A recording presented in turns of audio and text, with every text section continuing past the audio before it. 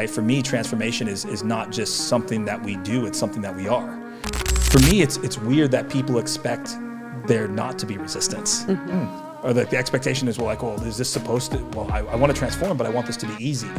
Or I want to have all these things that I said I want, but I don't want to feel the internal resistance towards the things.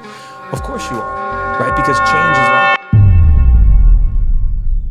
that. Hey everybody, welcome back to the podcast. Is it none of your business? Is it playbook? It's all things transformational today with two extremely important guests. To everybody on the set, big set today, welcome in Bucky and Leah. Man, I'm excited to talk about transformation. I want to start with that. What exactly is transformation? What do you mean by transformation? For me, transformation is connected to a result, right? But a lot of times it gets connected to a process. So I think about transformation is a full reincarnation of your body, of your business, of your psychology, of your spirituality. A lot of times we look at our lives as compartmentalized, but we don't realize how interconnected they are. So if I'm transforming in one area, then I'm transforming in all areas. Well, that's deep. On a cellular level? Absolutely. Love it. I love Absolutely. it. Why would somebody want to pursue? So I think this is important because this is it can be used as a buzzword. Absolutely. Everybody's transforming everything here, there, and everywhere. For a lot of people that truly need transformation, this can be a source of resistance because transformation can be difficult, and especially when you're talking about across all areas, right? Sure. I think people will be like, hey, I want to transform in this one area. Yep. I want to be doing the work here. I want to be nicer. Right. Yeah. But I don't want all the other stuff that comes along, right, with these things. Or I want to transform. I want to have a better spiritual relationship or areas. Talk to me about then the resistance that comes up, because this is, if you're going to go all areas of life, cellular level, everything is impacted. That's where the resistance comes. Talk to me then, why do you feel like transformation is so resisted in today's world? Yeah, I think, the conversation is really the difference between growth and transformation and what those things mean. I think you have a similar type of resistance in growth. Like when someone says, hey, I want to grow in this specific area, as compared to I want to transform my life, or I want to transform this area of my life. I think it's a natural part of it, right? For me, transformation is not just something that we do, it's something that we are. It's part of our human evolution, right? It's that the natural occurrence of things in our lives is that things are going to move, things are going to change, right? It's inevitable that things are going to change in our life, and we're going to change, we're going to grow, we're going to expand. And how do we open ourselves to that expansion of who we are, that expression of who we are in a way that's holistic? So when it comes to the resistance for me, it's weird that people expect there not to be resistance. Or the expectation is, is this supposed to, I want to transform, but I want this to be easy. Or I want to have all these things that I said I want, but I don't want to feel the internal resistance towards the things. Of course you are. See those things in my life. Understand that there's an opportunity for me to go into the next version or the next level of who I am. And that's like it's an invitation to walk through. You know what I think is really interesting about transformation is there's a lot to be gained in transformation if you can move through the resistance. But there's also a lot to be lost in transformation, because as you transform, oftentimes relationships that were once for you may not be for you. Right. Parts of yourself that were once for you and once served you may not be for you. So there's a lot of things inherently that can be gained but also lost. So how do you help people kind of move through that? Because I think that's where a lot of the inherent resistance lies, is the potential loss associated with it. I actually believe that there's a grieving process of our old life. Like I look at the lives that I've lived many lives, and I think about people when they're going through transformation for me is you become everything that's already inside of you, and it just expresses itself in a new way, in a way that's never been done before. Growth for me is different than transformation. But I do believe that although there's parts of us that transform and also transcend, when I think about that process of letting go of our old life, the old relationships that are no longer, good for us, or maybe they were toxic or whatever that might be, there's an actual grieving process, the grieving of the old self that once, loved that person or once wanted that life, and it's no longer that life anymore. And I think with transformation also comes, just a compassion for ourselves through that process, because I'm sure that you all recognize this, but you also get to see your old psychology of the level and tolerance and standards that you once accepted. And transformation, although beautiful, also brings parts of pain. I love the thought or the perspective shift of it's actually just grief and you can grieve it, because that's a little bit, you can give yourself permission to grieve something and it's okay, versus like feeling loss. One thing I've learned about loss is that, I can't lose something that wasn't meant for me in the first place. And a lot of times that old self and those old perspectives, they weren't meant for you in the first place. You just didn't find a way to move through them. So I love that. Thank you for sharing that. Damn, I didn't think we were going to get this deep. Let's but go. I have to go to my favorite What did you place. expect? Yeah. So tell us about growing up in Hawaii. So you surf? Occasionally. Relativity is so important in transformation, growth, and expansion. And I'm still struggling myself with the understanding, does expansion include transformation in its essence? Then you're actually just growing. So there's this intricate relationship. And in that relationship comes my philosophy of relationships or relativity, which is I look to see one, Leah, you said, what feeds me and what bleeds me. And so things may not serve me now that now bleed me. And the easiest for people to understand is our personal relationships. Then there's an association involved with it, which is inherent in the context of transformation, is how am I associating, which includes perception. And then there's actually how relative is it, meaning now we have to insert values in our transformation of Right. I have, and I know you have a holistic approach to values of emotional, physical, et cetera, which I completely am immersed in studying somebody else's perspective of what I believe and how they articulate it in their own vernacular. Yeah. I'm curious within the context of these three different criteria that I'm evaluating, which is the relativity, association, and the feeding and bleeding. How do you, and what relationship do you give to this idea of transformation, growth in an expansive, infinite universe?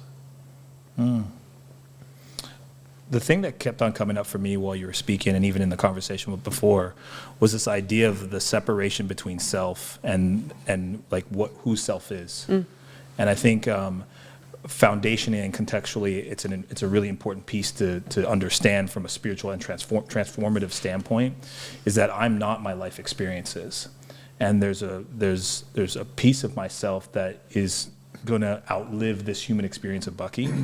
And when I'm in that space, the attachment of Bucky is different, right? So I think when it comes to transformation, and really the work that we're in is not just about transforming our own lives or transforming people's lives, it's about the quantum shift that can happen in the realm of transformation. A lot of times when we think about transformation, we think about a time period.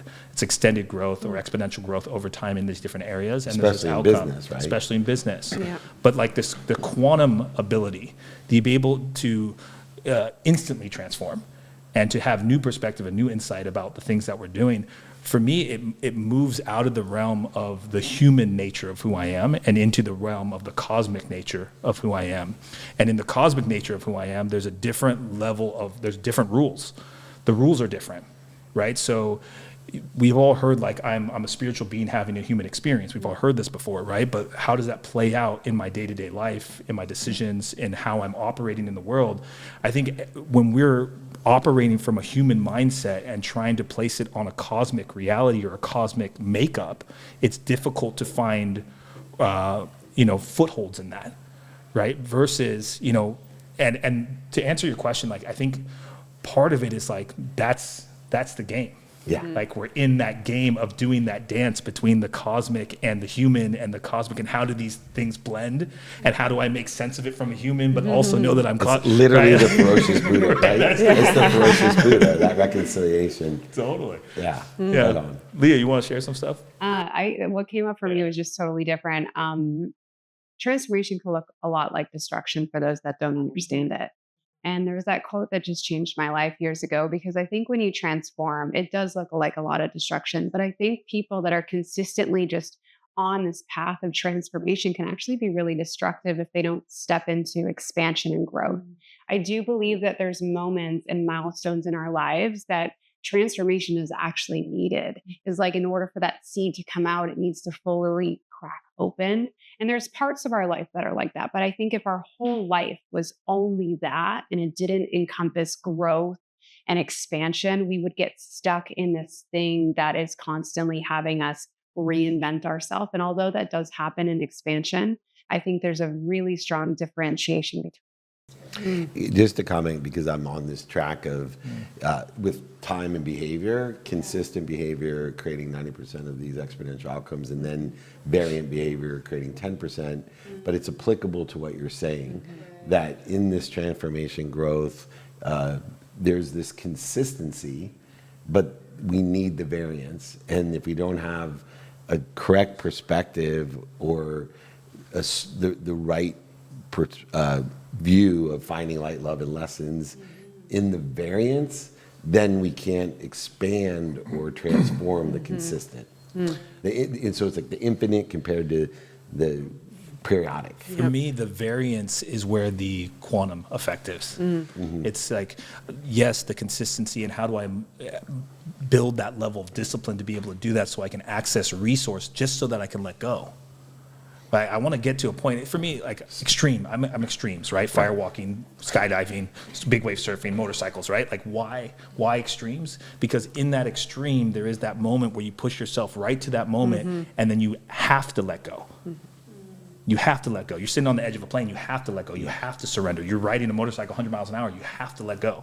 You're big wave surfing, there's a point where you have to surrender. That surrender is forced, right? And part of that training for me is about bringing myself to that moment, into that proximity more often in my life. Because I know that when I do that, that's when it's no longer just me in the expression of who I think I need to be or what I think I need to achieve, or who do I think I am, but I'm actually surrendering to what's moving in my life, a greater energy, a greater resource, a greater calling. And for me, that's the quantum. That's like, boom, things transpire rapidly. Right, from that space. That explains Richard Branson to a T. And this is a really interesting conversation, and I love this because I think about, can't we have consistency and surrender working simultaneously? Like, why does it have to be like we can have both of these things happening, right? And so how do you actually work in life to push yourself to be in a space of surrendering all the time, but recognize that on an educated level that there still needs to be some consistency to achieve the 90%, right? And I think that's probably the hardest game that we have to play, is staying in surrender while living in an educated thought process, because man, those don't always feel like they can go together, right? And so what is like, how do we surrender in more moments in life? I think for me, when I think about the word surrender, everyone has their own definition to it. For me, surrender is an active process. It's not passive. So when a lot of people think of surrender, they think I'm sitting in meditation, I'm calm, I'm here, I'm surrendering, God, it's not ourselves, right? So some people think that. Yes, right? That is not. And then some people are like, I need to jump out of an airplane in order for me to actually surrender.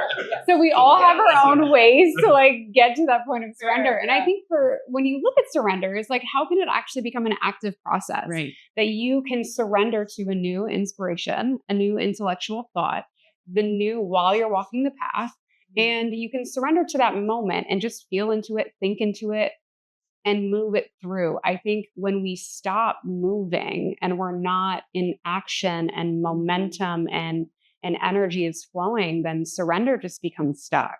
Right. And there's a big difference. That just brought great clarity. He said, Dave, you have a plan, to get to SoFi, you got to make a right turn to get to SoFi, but your intuition says go left. Someone that has surrendered goes left. Yep. Because the universe finds a faster route for you. Right. And knows that, and it may not even be faster. It could be safer. Right. It just could be more interesting or more education, more transformative, whatever's aligned with the divine.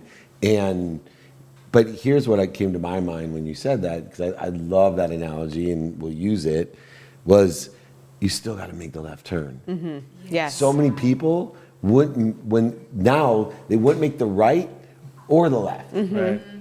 They're like in a self-driving car, 'Cause but there is but you're not going There nowhere. is some surrender if you make Yeah. the right. There is still a surrender if you make the turn to the right. Right. And a lot of people don't understand surrender in that respect, which is what you're articulating, that surrender is an active moment. And so I'm going to surrender and make the right, or I surrender and make the left, determined upon what intelligence I want to listen to. But it's the person that's paralyzed that I'm most concerned Yeah, about. the stagnancy. Yeah. I think one of the things, years ago, I was living in Bali and I was running these summer camps, and one of these guys that was volunteering with us was a Great white fake watches in Bali. exactly. So many good ones. Whitewater rafting guide, okay? And he would talked about, this idea of where am I moving in the river?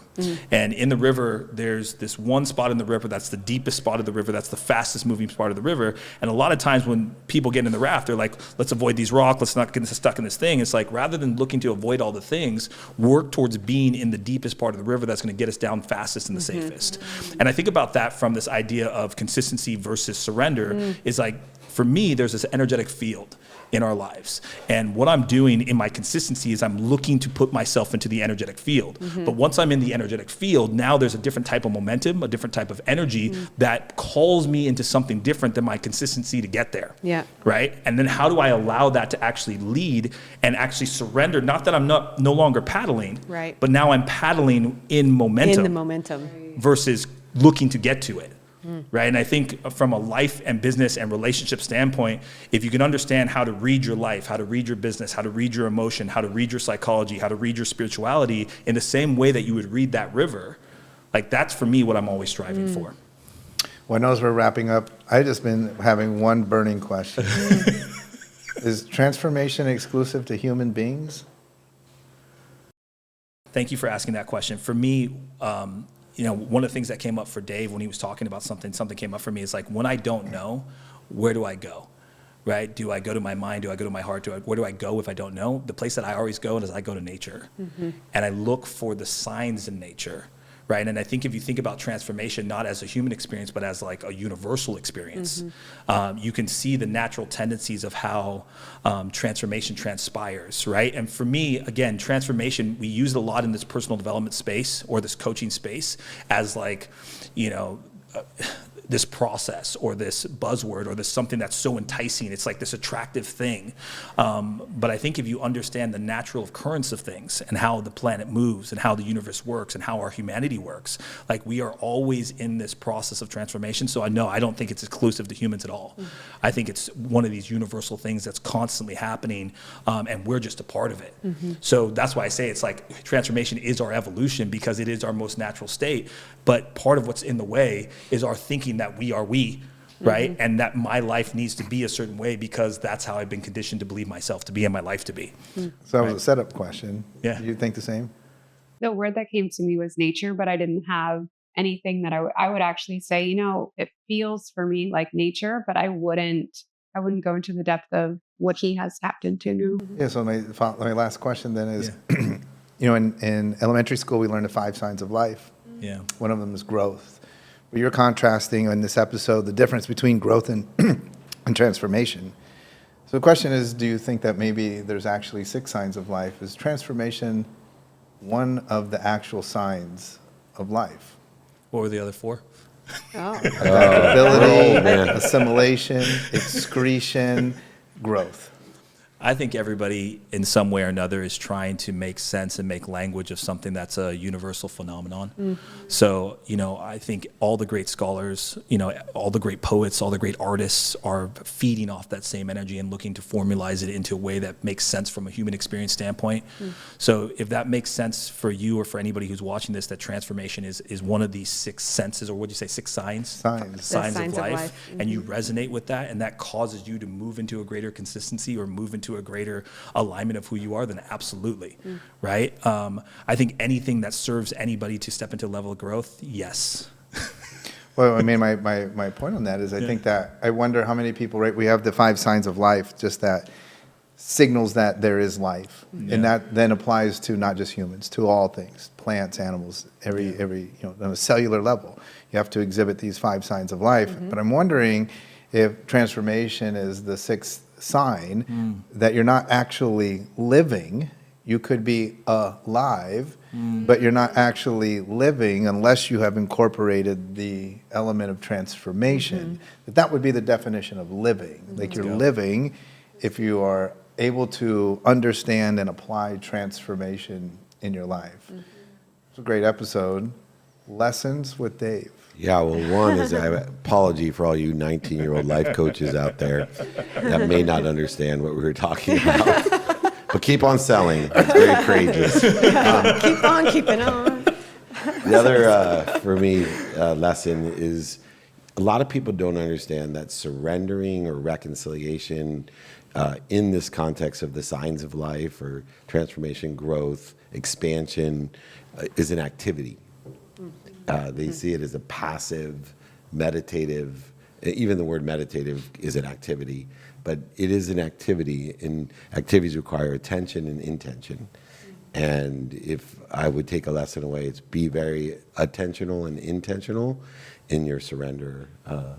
And I think you'll experience the aggregation and acceleration in your transformation, expansion, and your growth, which is exactly what I want to empower people with, which is why these two brilliant individuals are part of our family.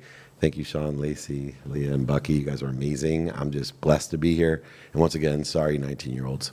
Well, even if you did feel that this went over your head, plug in with Bucky and Leah. They have so many resources and tools that they are willing to share with you. We'll put them in the show notes. Make sure that you make contact and you get plugged in. Thank you guys so much for tuning in. We'll be back again next week with another amazing episode.